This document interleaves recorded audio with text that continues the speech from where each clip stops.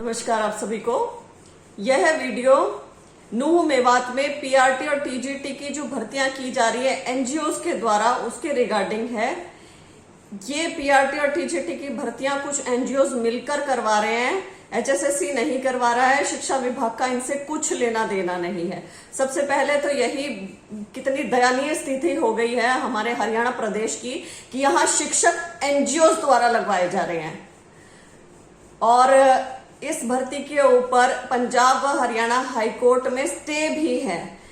Result नहीं दे सकते हैं, ज्वाइनिंग नहीं कर सकते हैं। भर्ती प्रक्रिया पर कोई रोक नहीं है, इसलिए भर्ती प्रक्रिया कर रहे हैं। कल एग्जाम था पीआरटी का, आज था टीजीटी का। जिस प्रकार ये एग्जामिनेशन हुआ वो भी अपने आप में बहुत बड़ी कहानी कहता है, उस पर भी मैं आती हूँ। लेकिन सबसे पहले इस भर्ती को की जो पैरवी कर रहा है एनजीओ की तरफ से, पंजाब और हरियाणा हाईकोर्ट में वो सरकारी वकील हैं, सबसे बड़े हमारे हरियाणा के सरकारी वकील इस भर्ती की पैरवी कर रहे हैं।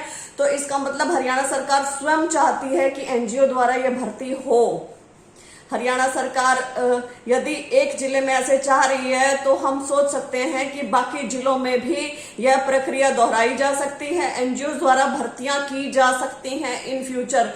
तो यहाँ एक बड़ा सवाल ये भी बनता है कि शिक्षा विभाग किस लिए रखा हुआ है। फिर शिक्षक यदि एनजीओ ही देगा, कोई प्राइवेट आके दे रहे हैं लोग और ये यही करेंगे तो फिर इसकी कोई जरूरत नहीं है, एचएसएससी को कोई जरूरत नहीं है। शिक्षक यदि वहीं से उठाने हैं तो 8-8, 9-9 पता नहीं कितने हजार में, बहुत कम इनका रेम्यूनरेशन है, ऐसे शिक्षक रखे जाएंगे और बैकडोर एंट्रीज होंगी। टोटल फ्रॉड चला है। कल जो एग्जामिनेशन हुआ है वो 3 शिफ्ट में हुआ है, मॉर्निंग, आफ्टरनून और इवनिंग शिफ्ट थी। और तीनों शिफ्ट में बताया जा रहा है कि सेम ही क्वेश्चन पेपर आया है, सेम क्वेश्चन पेपर। कमाल नहीं है। पहली शिफ्ट में ऑनलाइन एग्जामिनेशन था, अभ्यर्थी अपने हाथ पे क्वेश्चन के आंसर्स लिख लिख के आ गए, कोई वहां चेकिंग नहीं हो रही, कोई वहां आपका बायोमेट्रिक नहीं है, कुछ नहीं है। आप आराम से बात भी कर सकते हैं, आप आराम से एग्जामिनेशन भी दे सकते हैं। सेकंड शिफ्ट में भी यही चल रहा है, थर्ड शिफ्ट में भी यही चल रहा है। मेरी वहां के अभ्यर्थियों से ही बात हुई है, उन्होंने कहा है कि खुलेआम पैसे भी चल रहे हैं, साफ पूछा जा रहा है, सारी चीजें चल रही हैं, ये सुनने में आ रही है चीजें। तो हरियाणा सरकार कहाँ है यहाँ पर? और ये बैकडोर से एंट्री हो जाएंगे और ऐसे शिक्षक हमारे बच्चों को पढ़ाएंगे नूह में। हम बार बार कह रहे थे कि नूह में शिक्षक नहीं है, शिक्षक नहीं है। विधानसभा में ये मुद्दा उठता है तो आपने ये जुगाड़बाजी की है नूह के लिए।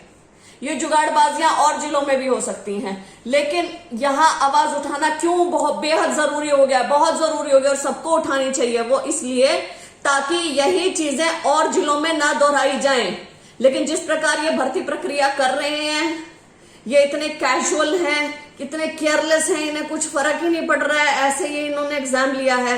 तो ये केवल ऐसा लग रहा है एग्जाम लेने का ढकोसला किया गया है, वरना सेम ही क्वेश्चन पेपर रिपीट ना होता तीनों शिफ्ट में। और आज भी उनमें से बताया जा रहा है 40 से 50% जो क्वेश्चन हैं वो रिपीट हुए हैं, 30 क्वेश्चन आए थे। तो ये ना होता, ये ढकोसला लग रहा है, जो इन्होंने लेने हैं वो इन्होंने लेने हैं। और यदि वहां ऐसे लग जाते हैं तो वहां का हवाला देके कहीं पे भी लगाए जा सकते हैं। तो ये जो बच्चे जो एस्टेट पास हैं, बीएड करे बैठे हैं, सारी योग्यता लिए बैठे हैं, सब कुछ है, वो कहाँ जाएं? एस्टेट के नाम पर जो हरियाणा सरकार ने लूट मचाई है प्रदेश में इतने सालों से, उसका ब्यौरा कौन देगा? ये जो नूह में हुआ है उसको कौन देखेगा, कौन रोकेगा? लेकिन उसको बचाने के लिए हाँ, हरियाणा सरकार के सरकारी वकील पंजाब और हरियाणा कोर्ट में अगली तारीख को खड़े जरूर होंगे, ये जरूर मैं बोलती हूँ।